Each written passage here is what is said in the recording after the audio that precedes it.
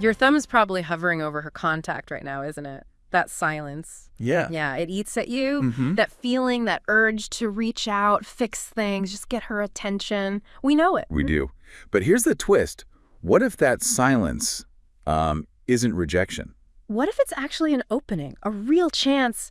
Subscribe now, because we're about to shift how you see this. That's exactly the reframe we need today. This isn't about decoding her silence like some kind of spy mission. No. It's about seeing it as a catalyst. Seriously, an opportunity for your own rise. Exactly. Welcome to the deep dive. Today, we're cutting straight through the noise. Why her silence post-breakup isn't a signal to chase, why it's actually prime time for you to level up. We've dug into what it really takes to accept things, the raw power of no contact, how to shut down those what-if loops that just drain you. Yeah, and dealing with that gut punch loneliness after a breakup, and why her moving on fast. It says way more about her than you. Mm-hmm. Our mission today is really clear. Shift your energy. Get it away from obsessing over what she's doing, her silence, is she happy, is she not? And put it squarely back into building your own strength, taking command, leading yourself through this. So stick with us. What you hear today, it's going to fundamentally change how you see this silence, and crucially, how you use this moment for yourself. Okay. Okay, let's dive in. First hurdle, and it's a big one for a lot of guys. Yeah. Just swallowing the pill, accepting it's done. Yeah, you're probably replaying things, aren't you? Yeah. Holding on to maybes, thinking, if I just... Right, if I just do X, I can steer this back. And that's understandable given the emotional weight. But here's the hard truth. Just lead bare. She's not with you anymore. Oof. Yeah? And let's be completely honest here. If she truly wanted to be with you, she would be. Simple as that. That's the bedrock. Acceptance starts there. It really does. It's a tough one, though, because you're holding on to that hope, right? That little spark. Maybe she'll see the light. But that hope, right now, it's the anchor. It is. And you're probably caught in trying to figure out why. Where did it go wrong? Like you can rewind and edit the scene. But relationships aren't like broken VCRs you can just fix. Sometimes they just end. And what makes it even harder is losing that future you imagined. You built this whole picture together. Yeah, the fantasy future. But that future, it wasn't real yet. It was an idea, a fantasy in your head. Accepting that takes away a lot of the sting. So acceptance isn't forgetting her. It's not pretending it didn't happen. It's not weakness either. Not at all. It's actually strength. Facing reality instead of hiding in denial. And look, it's not instant. It's not a switch. Some days are okay, some days suck. But the direction has to be towards living with the truth. So practically, how do you do acceptance? Step 1, dismantle the fantasy. Stop the highlight reel. Right. Remember the whole thing, the arguments, the distance, the stuff that wasn't working. It wasn't perfect. Exactly. Then you have to cut the cord, all of it. Unfollow, delete the number, stop the digital stalking. You can't accept an ending if you're still peeking through the keyhole. Precisely. And this is vital.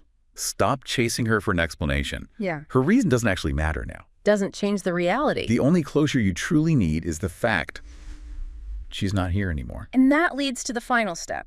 Shift the focus. Back to you. That chapter's closed. What's your next chapter? That's entirely up to you. Okay, so acceptance is sinking in. Now let's talk about what some call the ultimate power move, no contact. Ah, yes. Now, a lot of guys get this wrong. They think it's a trick, right? A way to make her miss you, come back. That's missing the point entirely. Subscribe now, folks, for more on reclaiming your power through this. Yeah. No contact. Fundamentally, it's about self-leadership. It's about taking back your power, your sense of self, finding your balance without her. Why does it work so well? Well, first, it creates clarity. Your head's probably been a mess of emotions, right? No contact gives your rational brain space to breathe, to actually think clearly again. And second, it breaks that dependency. Let's be honest. The relationship, even the drama of the breakup, it provides certain neurochemical hits. No contact is like rehab. Detox. Detox, exactly. And crucially, it kills that false hope. If she does reach out down the line, don't jump to conclusions. Right. It doesn't automatically mean she wants back in. Could be guilt, boredom, who knows? Exactly. No contact helps you detach from reading into every little thing. Keep the focus on you. Okay, practical steps. Block her everywhere. Socials, phone, everything. No loopholes. Purge the reminders. Photos, gifts, playlists, gone. Or at least boxed up and out of sight. And replace the habit. When you get that urge to check her profile, go to the gym, work on that project, call a friend. And commit to a timeline. Minimum 30 days is often suggested, but honestly, it's however long it takes until you feel free of that pull. So here's the challenge, straight up. Do you have the balls, the discipline to actually do this? Cold turkey. It takes real strength. Remember, it's not about revenge, not about games. It's about your healing. And the payoff. You get your emotional power back. No more waiting by the phone, no more analyzing statuses. You start feeling like yourself again because you're not pouring energy into her anymore. You stop romanticizing what you lost. See it clearer. And every day you stick with it. You build back that self-respect, that confidence, brick by brick. It's more than just not talking. It's a statement. It says, my well-being comes first now. A powerful statement. Okay, so you're working on acceptance. You're deep into no contact. But maybe your brain is still stuck on repeat. Those what ifs. Oh, the what ifs. Replaying scenes, imagining different outcomes. It's mental torture. And look, the hard truth. You can't change the past. So stop living in it. Every second you spend in that what if loop is a second you ship. You're not moving forward. You're literally holding yourself back. And these what ifs, they're dangerous. They feed this like distorted memory where you only remember the good stuff. Conveniently forgetting why it actually ended. Right, and they keep you stuck, tethered. And honestly, the why she gave you, it probably wasn't the whole story anyway. Her explanation is just her perspective. Maybe incomplete, maybe self-serving. The only fact that matters now is she's not your partner. So how do you break this loop? First, notice the what ifs when they pop up. Acknowledge them. But then immediately ask, is this thought helping me right now? Is it useful? The answer is almost always no. Then do what you called reality mapping. Right. Jot down the fantasy version you're holding on to. And right next to it, list the real reasons it ended.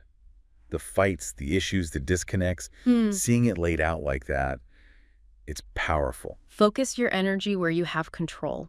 Your actions now, your growth, your healing. Channel that mental energy into something productive. Anything. And keep reminding yourself. It ended because ultimately it wasn't right, not for the long haul. And here's that reframe again. The what-ifs are just ego dressed up as regret. It's your ego fighting the outcome, not necessarily mourning the relationship itself. Okay. Acceptance, no contact. Fighting the what-ifs. Now, let's talk about that heavy feeling, that post-breakup loneliness. It's real. It is so real. And it's not just in your head. Your brain actually processes heartbreak similarly to physical pain. That ache, it's legit. Yeah, I read that. Like a broken bone versus a broken heart, the brain activity can look similar. Exactly. And men, listen up. Studies suggest men sometimes take longer to recover, often because we tend to isolate more. Right, withdraw instead of connect. That withdrawal messes with your brain chemistry. Less of the good stuff, more stress hormones. It's an emotional hangover. And that's when your brain starts playing tricks, right? Telling you catastrophic stuff like, I'll never find anyone else. Or makes you cling to any tiny sign of hope for getting back together, even when logic says it's over. Your emotions are basically trying to hijack your rational mind. So trying to numb it, bad idea. Right. Drinking, drugs, jumping straight into something new. It just kicks the can down the road, creates a kind of biological debt you'll have to pay later. What about rebounds, though? I heard mixed things. Some say it helps you move on faster. There's some research suggesting that, but the key is intent. Are you genuinely connecting with someone new? Or are you just using them as an emotional painkiller? Big difference. Huge difference. Using someone to avoid your own pain, that's not fair to them. And it doesn't actually help you heal properly. So a better way to handle the grief, you mentioned oscillation. What's that? It means allowing yourself to feel the pain, but like within boundaries. Let the wave hit you. Some say emotions peak in about 90 seconds if you just let them flow. Okay. Feel it, don't fight it, but don't wallow in it for hours either. Exactly. Feel it. Acknowledge it, and then consciously pivot. Shift your focus back to moving forward, taking action. Which brings us to having a plan, like a 30-day battle plan, to go from just surviving to actively rebuilding. You should subscribe now to get this strategy locked in. Yes. A structured approach can make a huge difference. Week 1, survival mode. Okay, what's in week 1? Reach out to one solid friend, someone who will listen without just telling you what you want to hear. Strict, no contact. Social media cleanse. Find one self-soothing thing, mindfulness, deep breathing, whatever works, and one small daily self-care act. Shower, shave, whatever. Just do it. Got it. Week 2. Rebuilding the foundation. List 5 things you honestly don't miss about the relationship. fights, annoyances, whatever. Counter the idealization. Okay, good one. Create a new morning ritual just for you. Yep. Declutter. Get rid of physical reminders. And reconnect with a friend you maybe lost touch with during the relationship. Solid, week 3. Expanding your world. List your strengths, your achievements. Remind yourself who you are outside of that relationship. Get physical. Exercise. Anything. Take yourself out on a solo date, movie, dinner, whatever. Get comfortable with your own company. And maybe try to expand your social circle a bit. Not necessarily for dating yet. No, exactly. Yeah. Just for connection, new energy, self-discovery. Join a club, volunteer, something. Okay, week 4. Bringing it home. Becoming the man. Write that goodbye letter, but don't send it. It's for you. Catharsis. Ah, the unsent letter. Classic. Set one exciting, achievable short-term goal. Something just for you. Learn a skill, plan a trip, whatever. And finally, acknowledge your progress. Celebrate how far you've come in just a month. That's a solid plan. Okay, last big piece here, the one that often stings the most.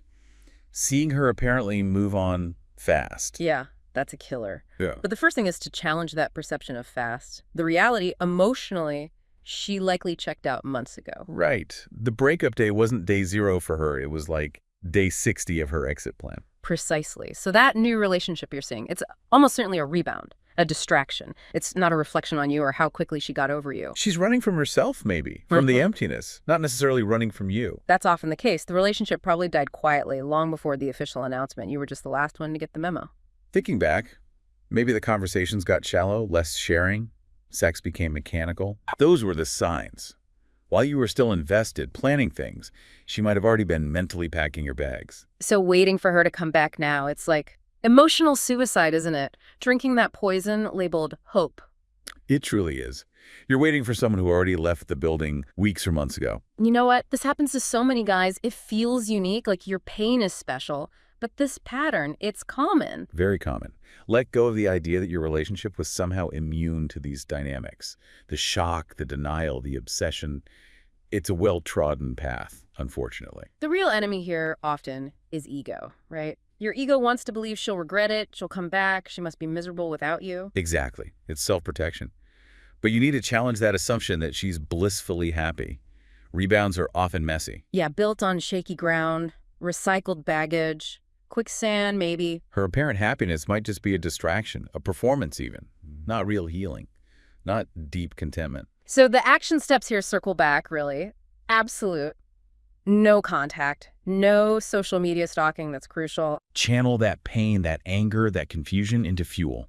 Fuel for the gym, for your career, for your hobbies. Rebuild yourself. Body, mind, mission. Focus on your own leadership, your own goals, independent of her. Like building something stronger from the rubble. And here's a powerful thought.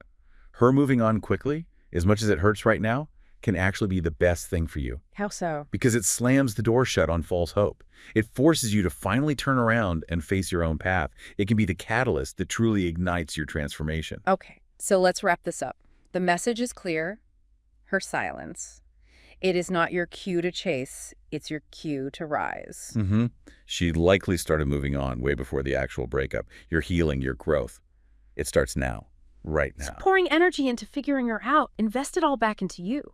Your self-improvement, that's the strongest response possible. Think about it. Her silence, her moving on. Yeah. Maybe that's the unexpected gift that forces you to become the strongest, most self-aware version of yourself you've ever been. Don't chase her attention. Command your own destiny. That's the essence of it. This deep dive, it's just the beginning. Subscribe now. Keep digging deeper with us on how to take back control and turn this whole thing into your comeback story.